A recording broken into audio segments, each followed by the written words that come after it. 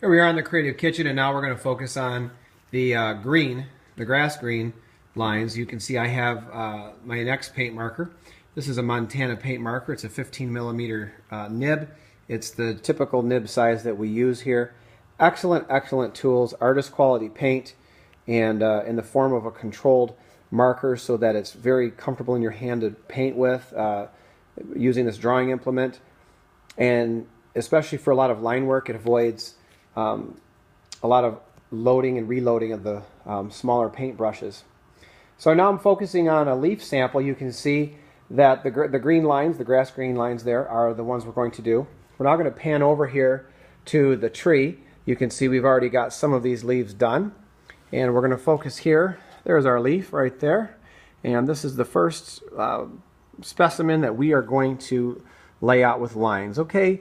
It's pretty simple. There's nothing, it's not rocket science here. You're just going to put a line here kind of that separates the two color patterns. Now for these smaller leaves like that, I'm only doing one swoop. You can almost pretty much see that I've already did it with an airbrush as much as possible. And now I'm going to use the marker to lay in the split between the leaves there.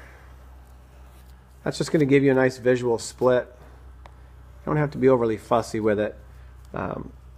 As it will be seen from a distance, and it just kind of gives you that separation there between the two tones of the leaves.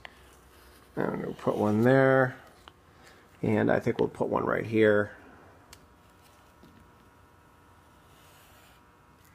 There we go, and I'll probably do a couple little spin-offs here. Doesn't have to be perfect. And so here's a big one, and let me back up a little bit so we can get on this one. All right, here's a big one, and we're going to go for it. I'm going to establish the line. I do like to use serpentine lines, and you're going to notice in the middle of the leaf, I'm going to start spinning this marker, or rotating it rather, so that there's a thicker line in the middle than on the ends. Oh, it went a little bit too fat there, but that's okay. We'll kind of like calligraphy. We'll pull that out in the middle. And now I'm going to go with my leaf shapes there.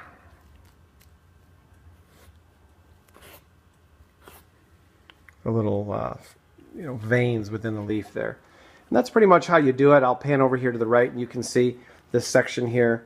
It really gives you the symbolic leaf shape when you add these veins within the leaf themselves. And so I'll pan up here and you can see more of those done. Once this step is complete, the leaf itself is done, and now the last step will be to start painting the limbs here.